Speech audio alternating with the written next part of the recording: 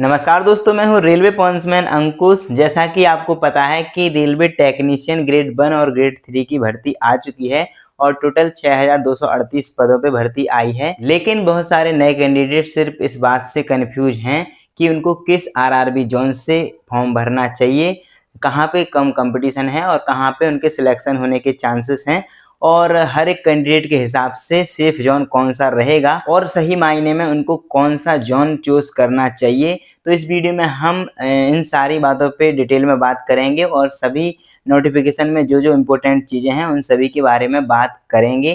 तो चलिए शुरू करते हैं बिना किसी टाइम वेस्ट के। लेकिन अगर उससे पहले चैनल को सब्सक्राइब नहीं किया है तो सब्सक्राइब जरूर कर लें, साथ ही बेल आइकन भी प्रेस कर लें और इम्पोर्टेंट पीडीएफ और अपडेट के लिए हमारे टेलीग्राम ग्रुप को भी ज्वाइन कर लें। इसकी लिंक बायो में दी गई है, साथ ही डिस्क्रिप्शन में दी गई है। चलिए शुरू करते हैं। सबसे पहले हम बात करते हैं टेक्नीशियन 2025 की। जो टोटल पोस्ट हैं वो ग्रेड 1 की आई हैं 183 मतलब 183, और ग्रेड 3 की आई हैं 6055 मतलब 6055। और इसके जो फॉर्म है वो 28 जून से लेकर 28 जुलाई तक आप भर सकते हैं। और आईटीआई और 12th पास वाले कैंडिडेट के लिए ग्रेड 3 वाली वैकेंसी हैं, जिसमें कुछ आईटीआई वालों के लिए और कुछ 12th पास वालों के लिए हैं।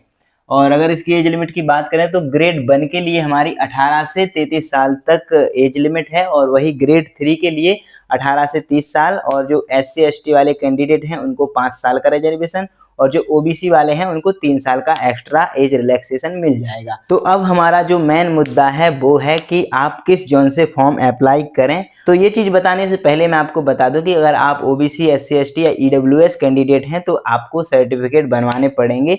जैसे EWS हो तो EWS सर्टिफिकेट बनवाना पड़ेगा, वो भी सेंट्रल का। और अगर आप OBC से हैं तो फिर आपको सेंट्रल का कास्ट सर्टिफिकेट बनवाना पड़ेगा। लेकिन अगर आप SC ST से हैं तो फिर आपका स्टेट वाला कास्ट सर्टिफिकेट आपको बनवाना पड़ेगा, तब जाके आप इसमें फॉर्म अप्लाई कर सकेंगे। और एक कैंडिडेट सिर्फ एक ही जोन से अप्लाई कर सकता है। तो आपको किस जोन से अप्लाई करना है आपको मैं बताता हूं, और आप अपने हिसाब से फिर डिसाइड करना कि आप किस जोन से फॉर्म भरेंगे।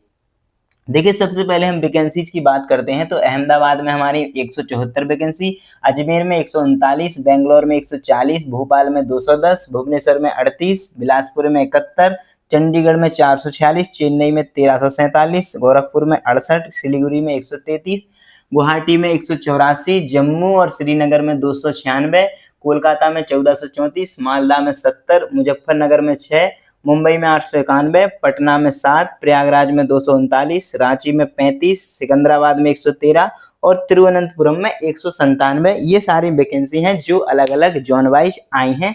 तो इसमें से हम देख सकते हैं कि जो सबसे ज़्यादा वैकेंसी है वो कोलकाता जोन में है, जो कि 1434 है। और दूसरी सबसे हाईएस्ट चेन्नई जोन में है 1347 वैकेंसी। और तीसरी सबसे हाईएस्ट मुंबई जोन में है, जो सेंट्रल रेलवे मुंबई है, 891 वैकेंसी है। और इसके बाद चौथी नंबर पे चंडीगढ़ जोन में है 446 वैकेंसी। तो इस तरह से सबसे हाईएस्ट वैकेंसी इन 4 जोन में है।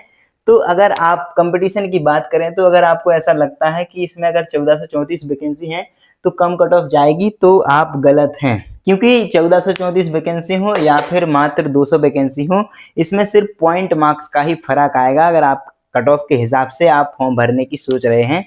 लेकिन अब अगर मान लो आपने कोलकाता जोन में या फिर चेन्नई जोन में फॉर्म भर भी दिया, तो अगर आप यूपी से बिलोंग करते हैं तो आपकी जो ड्यूटी है वो 500, 700, 800 किलोमीटर से ज़्यादा दूरी पे लगाई जाएगी। तो फिर जो आपकी लाइफ स्टाइल है वो उस पर बहुत ज़्यादा फर्क पड़ जाएगा। इस हिसाब से अगर आपको ये लगता है कि ज़्यादा वैकेंसी के हिसाब से आप फॉर्म भरने से सेफ रहेंगे, तो ये सोचना आपका बिल्कुल गलत है। इस कंडीशन में सिर्फ कुछ पॉइंट मार्क्स का ही फर्क आता है, और अगर आप अच्छे से पढ़ाई करेंगे तो आप कुछ पॉइंट की जगह कुछ ज़्यादा ही मार्क्स लेके आ जाएंगे।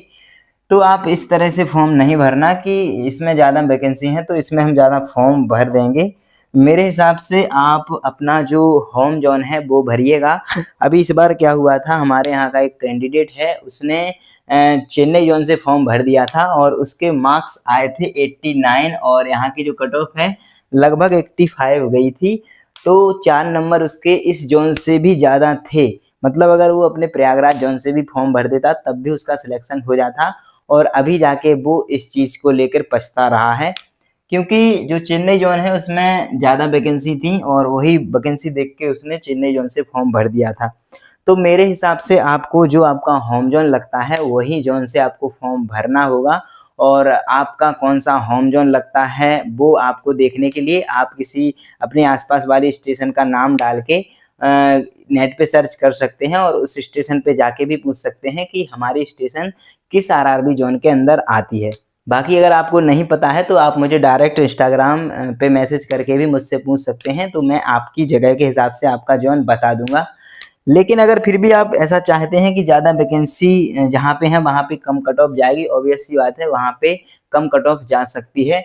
तो आपको मैं बता दूँ कि आप जम्मू एंड कश्मीर से फॉर्म अप्लाई कर सकते हैं। यहाँ पे बहुत ही कम कैंडिडेट फॉर्म अप्लाई करेंगे और इसके बाद जो ज़्यादा वैकेंसी है कोलकाता में, तो आप यहाँ से भी फॉर्म अप्लाई कर सकते हैं। थोड़ी ही कट ऑफ कम जाएगी और दूसरे नंबर पे आप चेन्नई जोन से फॉर्म अप्लाई करिएगा। यहाँ की कट ऑफ थोड़ी कम जा सकती है वैकेंसी के हिसाब से। बाकी ये चीज़ कन्फर्म नहीं है, हो सकता है कि यहाँ पे ज़्यादा वैकेंसी है कोलकाता, चेन्नई में, तो यहाँ पे बहुत सारे कैंडिडेट भी अप्लाई कर सकते हैं और यही चीज़ जो आप सोच रहे हो वही चीज़ सभी लोग सोचते हैं कि हम जहाँ पे ज़्यादा वैकेंसी है वहाँ पे फॉर्म अप्लाई कर देते हैं। जैसे कि ग्रुप डी में पिछली बार हुआ था, जहाँ पे ज़्यादा वैकेंसी थी वहाँ पे बहुत सारे फॉर्म डल गए थे और अब जाके सबसे ज़्यादा कंपटीशन उसी जोन में है जहाँ पे ज़्यादा वैकेंसी है। तो इस चीज़ को लेकर आप अपने आप को सेफ ना मानें और बढ़िया से तैयारी करें। मेरे हिसाब से आपका जो होम जोन लगता है वहाँ से आप फॉर्म भरेंगे तो हमेशा ही फ़ायदे में रहेंगे। जब आपकी जॉब लग जाएगी तो आप घर के पास से ड्यूटी करेंगे और इस चीज़ का कितना फ़ायदा होता है आपको खुद पता होगा। और दोस्तों वहीं अगर सबसे कम वैकेंसी की बात करें तो पटना जो कि बिहार के अंदर आता है, इसमें सबसे कम वैकेंसी दूसरे नंबर पे 7 हैं। वहीं मुजफ्फरपुर में 6 ही वैकेंसी हैं। तो ये वैकेंसी की जो संख्या है बहुत ही कम है। इसके बाद गोरखपुर में 68 वैकेंसी हैं और बिलासपुर में 71 वैकेंसी हैं, भुवनेश्वर में 38 वैकेंसी हैं। तो इसमें बहुत ही कम वैकेंसी हैं, तो बहुत ही रेयर चांस है कि यहाँ पे बहुत ही ज़्यादा मार्क्स लाने पे आपके सिलेक्शन होंगे, जितने भी चाहे कम फॉर्म भरे जाएँ। तो ये बहुत ही कम वैकेंसी इन जोन में आई हैं।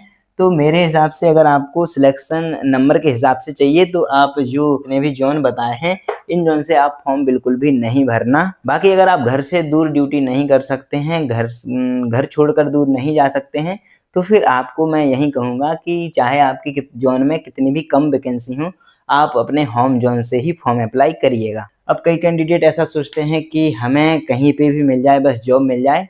तो भाई अपने हिसाब से आप देख सकते हैं, मैंने हर एक जोन की वैकेंसी की डिटेल यहाँ पे बता दी है।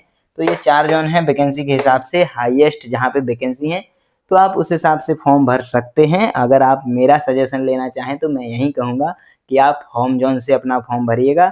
तो दोस्तों आज की ये वीडियो बनाने का मेरा यही मोटिव था। बाकी आप 28 जून से 28 जुलाई तक फॉर्म अप्लाई होंगे तो बढ़िया से फॉर्म अप्लाई करिएगा और अपना जो एग्ज़ाम की तैयारी है वो अच्छे से आप कर सकते हैं। और सबसे पहले आपको सिलेबस कंप्लीट करना है। मैंने स्ट्रेटजी वाली वीडियो बनाई हैं, ग्रुप डी के लिए भी बनाई हैं और 5 महीने की रेलवे की किसी भी एग्ज़ाम की तैयारी करनी है तो उसका जो सिलेबस है वो मैथ, रीजनिंग, साइंस और जीके होता है। सिर्फ आपको ये 4 ही सिलेबस में 4 ही सब्जेक्ट पढ़ने होते हैं, जिसमें मैथ, रीजनिंग आपकी इतनी अच्छी होनी चाहिए कि 1-2 मार्क्स भी कटना मुश्किल हो जाए। तो इस हिसाब से आपको तैयारी करनी है। स्ट्रेटजियाँ मैंने बताई हैं तो वो स्ट्रेटजी को आप फॉलो करेंगे। आज बेस्ट टीचर्स पे भी मैंने वीडियो बनाई थी, तो वहाँ से आप टीचर्स भी देख सकते हैं अगर आप पहली बार इसमें अप्लाई कर रहे हैं तो। बाकी आपका जब सिलेबस पूरा हो जाएगा तो फिर आप जितने ज़्यादा मॉक टेस्ट दे सकते हो उतने ज़्यादा मॉक टेस्ट से प्रैक्टिस करेंगे तो उतना ही अच्छा स्कोर आप करेंगे।